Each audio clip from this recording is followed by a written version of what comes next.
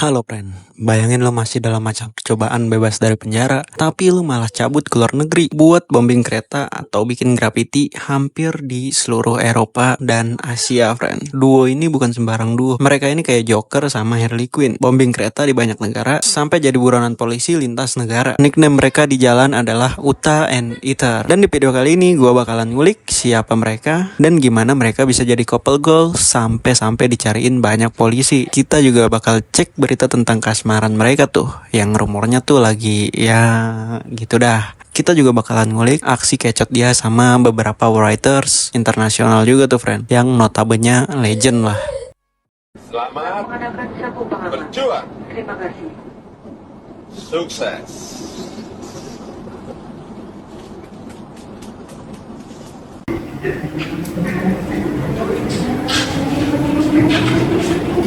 Yang bikin Uta Haneter jadi buah bibir masyarakat bukan cuma karena mereka ngecat kereta, friend, tapi karena skalanya yang gokil. Bayangin ke 11 negara dan 37 kota cuma buat ngejar-ngejar subway. Dan itu terjadi di dua benua, Asia sama Eropa, friend. Ini kan butuh dedikasi yang nggak main-main. Dan semuanya itu mereka dokumentasiin jadi proyek yang namanya Probation Vacation, Lost in Asia. Jadi ini bukan cuma dongeng kosong kayak abang-abangan lu yang suka nepisin BR, katanya. Dan ada satu momen yang bikin satu negara heboh, yaitu di Singapura, friend. Efeknya pegawai kereta di sana tuh banyak yang dipotong gaji atau didenda gede-gedean karena dituduh kelalaian sama otoritas Singapura. Di situ tuh publik sampai marah besar, friend. Sampai-sampai ada petinggi-petinggi yang kena imbasnya tuh. Tapi percaya atau enggak, semua ini tuh berawal dari satu road trip, friend. Awalnya tuh mereka mau bombing bareng Kreo, tapi kena palkor. Jadi yang datang cuma berdua, si Utah dan si Ether. Ya udah, mau nggak mau mereka tetap jalan tuh.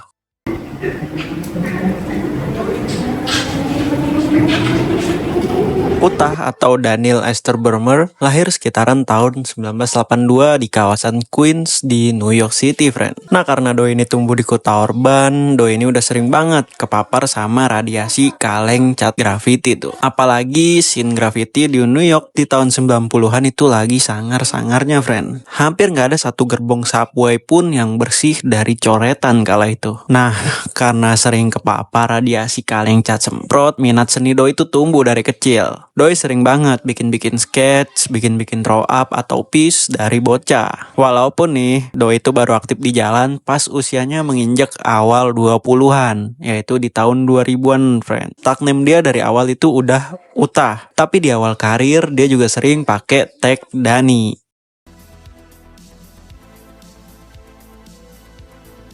Sekarang kita lanjut ke lakinya, friend. Ether. Lahir tahun 1985. Nama aslinya tuh Jim Clay Harper, VE atau 6 Romawi. Tumbuh gede di Wilmette, di sebuah suburban di utara Chicago, friend. Nah, pas bocil ini, rumah si Ether deket sama depo kereta. Jadi dia sering banget ngeliatin kereta lalu lalang yang penuh graffiti. Secara lo tahu sendiri, friend, kereta di USA itu panjangnya bisa sampai 23 sampai 50 gerbong. Mampus nggak lo? Jadi tiap kali kereta lewat, si Ether tuh berasa lagi lihat pameran graffiti. Nah, karena sering kepapar tuh, Doi jadi mulai tertarik sama budaya hip hop. Terus nyemplung ke scene hip hop lokal. Sebelum sejoli ini tuh ketemu, dua-duanya udah sama-sama lumayan wangi namanya di kota masing-masing. Nah, ngomongin dari awal mereka ketemu tuh, kita harus balik ke Chicago tahun 2005, friend. Utah ini baru aja pindah dari New York, sementara si Ether masih kuliah di Ohio. Ibarat ikan yang di laut sama kangkung yang di rawa, itu pun masih bisa ketemu, friend, di warteg. Sama nih kayak nasibnya Utah dan Ether. Doi ketemu gara-gara satu minat yang sama, yaitu sama-sama sange kalau lihat gerbong kereta. Nah, pada suatu hari si Utah ini punya temen, yang dimana temen itu adalah krunya si Ether.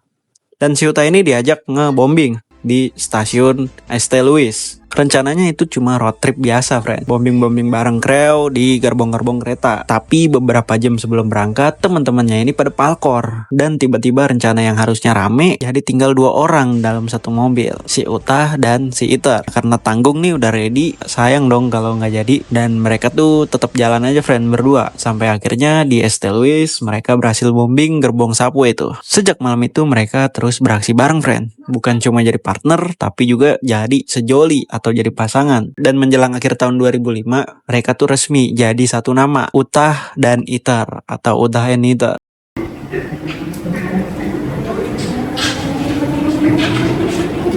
Duo maut ini kemudian dijuluki sebagai Bonnie and Clyde versi dunia Gravity. Nah, Bonnie and Clyde ini adalah pasangan maut dari Amerika. Gua nggak akan jelasin di sini, lu bisa nonton filmnya atau baca sejarahnya Bonnie and Clyde, friend. Setelah road trip itu, Utah sama Heather tuh udah kayak nemu pasangan atau nemu orang yang sefrekuensi lah, friend. Langsung ngeklop. Tanpa mikir panjang, mereka tuh pengen aksi yang lebih gila. Mereka mau bikin di banyak tempat, tapi tetap jaga konsistensi pada kualitas piece mereka tuh, friend. Mereka mulai keliling dunia, pindah-pindah kota, pindah-pindah spot, ngejar-ngejar kereta atau tempat-tempat umum. Hidupnya tuh bener-bener nomaden. Pokoknya yang penting dapat momen, dapat spot, hajar. Dan yang bikin mereka makin jadi omongan, mereka tuh nggak cuma hit and run atau ngebom langsung cabut. Mereka tuh ngedokumentasiin. Jadi bukan cuma katanya, tapi ada fotonya sama video. Ini tuh bukti kalau mereka beneran jalan dan mereka beneran ngelakuin. Moto mereka tuh kurang lebih vibe-nya gini, friend. High quality, mass quantity. Atau kualitasnya dapet, jumlahnya juga nggak ngotak. Makanya di akhir 2005 sama di awal 2006an tuh, mereka tuh viral dan booming banget di New York. Tapi ini semua baru pemanasan, friend. Karena setelah nama mereka mulai naik, mereka bikin satu aksi di New York yang bikin polisi langsung, wah, bangke nih orang. Jadi gini, friend, puncak awal yang bikin nama Utah and Heather meledak di New York sekitaran akhir tahun 2006 itu karena mereka bikin proyek yang namanya Monopoly Train yang ngebombing satu kereta full, bukan 1-2 gerbong ya, tapi satu kereta full. Tapi di dalam proyek ini tuh ada ironi dan lucu, friend. Yang bikinnya extra effort dan butuh sumber daya yang banyak, itu nggak sempet jadi tontonan publik lama-lama. Karena ya belum sampai kereta itu lepas landas, coretan mereka udah ditiba atau udah dibersihin lagi, friend. Emang kalau soal kinerja, otoritas di luar negeri tuh cenderung lebih baik. Kagak kelemar-kelemar kayak di negara tercinta, yang biasanya kerja kendor, makan kuat. Ya, tapi sayangnya dokumentasinya tuh udah keburu nyebar. Dan sebagian publik udah pada tahu tuh. Di titik ini, Utah and Heather bukan cuma anak graffiti biasa yang bikin coret-coretan, tapi mereka udah masuk ke kategori yang bikin ricuh atau bikin onar di suatu kota. Dan dari sini efeknya udah mulai kerasa tuh. Polisi-polisi udah mulai serius tracking jejak Utah dan Heather. Mulai dari nyelidikin jalan-jalanan sampai tagging-tagging nama mereka. Pokoknya nih, abis Monopoly Train ini, hidup mereka tuh nggak bakal balik normal lagi, friend.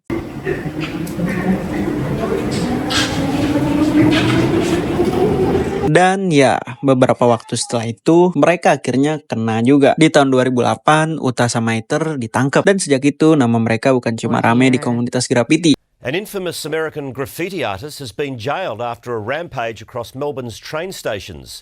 Jim Harper will spend 6 months behind bars, then will be deported to the US as soon as his time's up. Mereka ini dijuluki kayak Bonnie and Clyde versi graffiti. Pasangan yang kompak, nekat, dan bikin pusing atu kota tuh. Dan kalau lu pikir mereka bakalan kapok, lu salah besar sih, friend. Namanya juga duo maut ya, pala batu. Soalnya pengalaman dibui atau ditangkap itu bukan jadi pelajaran nama mereka buat tobat, tapi malah buat jadi bahan candaan atau bahan ceng-cengan, friend. Mereka berdua ini ditangkap pas kembali ke USA, friend. Pas habis coret-coret keliling Eropa. Terus mereka itu dibalikin ke negara bagian masing-masing sambil nungguin putusan sidang. Si Utah sendiri divonis penjara 6 bulan sama denda 10 juta US dollar. Tapi pengadilan Boston juga nuntut kalau si Utah ini bersalah atas 13 tuntutan vandalisme, friend. Jadi si Utah dijatuhin 6 bulan penjara tambahan tuh. Jadi total 1 tahun. Sama 5 tahun masa percobaan, friend. Atau bebas bersyarat lah, harus laporan. Si Utah ini dibebasin di tahun 2010, friend. Nah, kalau si Heather dapat kado penjara 6 bulan plus 6 bulan tambahan. Jadi total 1 tahun, friend. Dan denda 10.000 US dollar. Sama masa percobaan 1 tahun. Nah, mereka nggak ada kapoknya. Pas masa percobaan ini, mereka malah keliling dunia buat ngeblok sana sini, friend.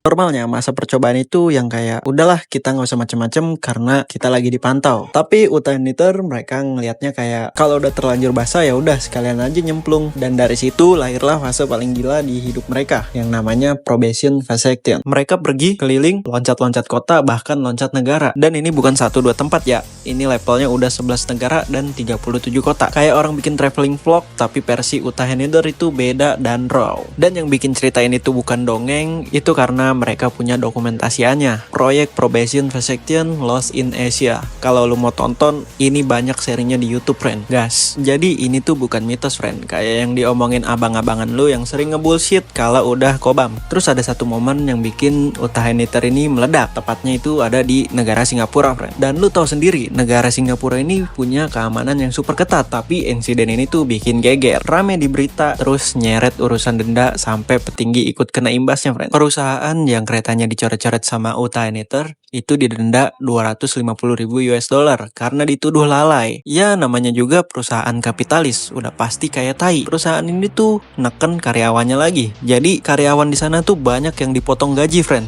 Sampai jadi berita nasional tuh. Dan ini bikin publik geram. Dan dari kejadian ini, friend, duo maut ini tuh udah next level. Bukan lagi duo maut yang skalanya lintas New York, tapi udah lintas global, friend. Tapi ada hukum alam yang bunyinya semakin tinggi pohon, semakin kencang juga anginnya. Nah itu yang terjadi sama duo maut ini, friend.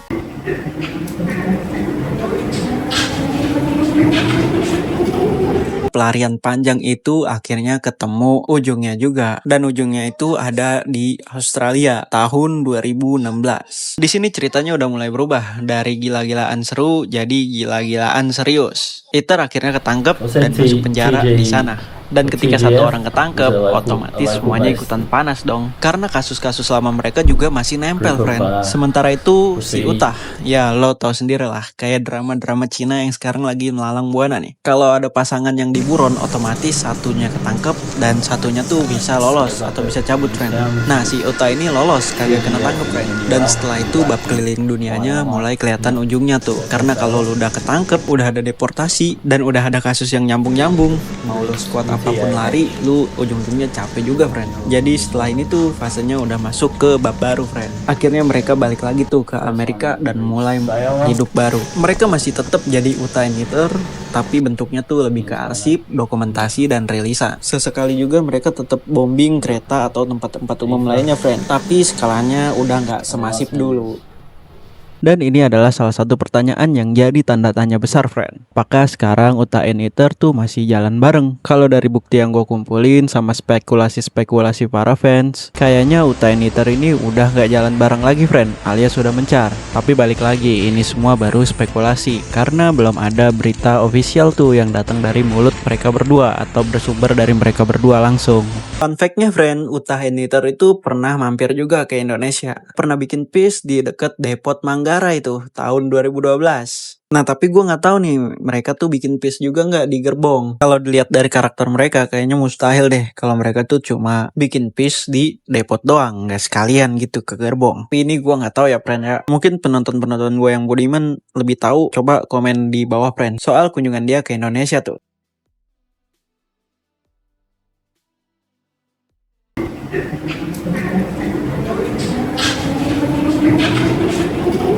Yang terakhir, friend, Utaheniter juga pernah punya konflik sama Mr. Cop 2. Di sini gue panggilnya Cope aja lah ya, biar gampang. Jadi konflik ini tuh bermula di tahun 2007, friend. Jadi di akhir tahun 2007, Utaheniter tuh punya rencana bombing bareng sama si Cope di salah satu rail yard stasiun di New York, friend. Tapi pas udah hari H, pas udah mepet-mepet jam, si Cope ini tiba-tiba ngebatalin di menit-menit akhir. Utaheniter tuh tetap gas ngelakuin aksi graffiti di kereta-kereta di sana, friend. Meskipun pada akhirnya tuh mereka kejebak sama razia polisi yang ngegerbek area itu. Nah tentu aja hal ini tuh menyebabin penangkapan besar dan tuduhan serius sama mereka, friend. Nah, Utaheniter ini nuduh si Cope ini sebagai cepu. Dia ini curiga karena si Cope ngensel di menit-menit akhir atau di injury time. Dan bisa pas banget tiba-tiba polisi razia tempat itu. Makanya si Utah ini nuduh si Cope jadi seorang cepu. Singkat cerita, tuduhan itu langsung jadi buah bibir atau ketegangan di dunia graffiti. Nah, Utaheniter ini juga ngungkapin atau ngepublikasiin detail tentang peristiwa itu, friend.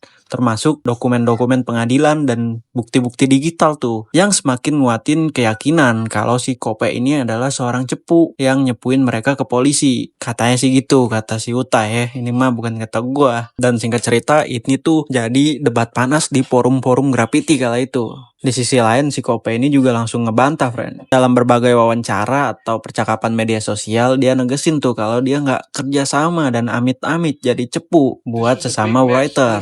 Dan si Kope juga nyebut kalau serangan yang terjadi sama dirinya tuh didorong karena kecemburuan terhadap kesuksesan komersialnya si Kope ini, friend. Yang lagi tuh lagi naik daun juga. Nah, kalau dari lu sendiri, friend, dalam konflik ini lu tuh pro Utah and Either atau Mr. Cop tuh? Dah, coba komen di bawah, friend. When I see you, that jujitsu is not gonna work, my man. Go to the streets. Everything goes. I got something for you. We'll see who's a snitch when I run into you. Okay? You can't paint New York no more.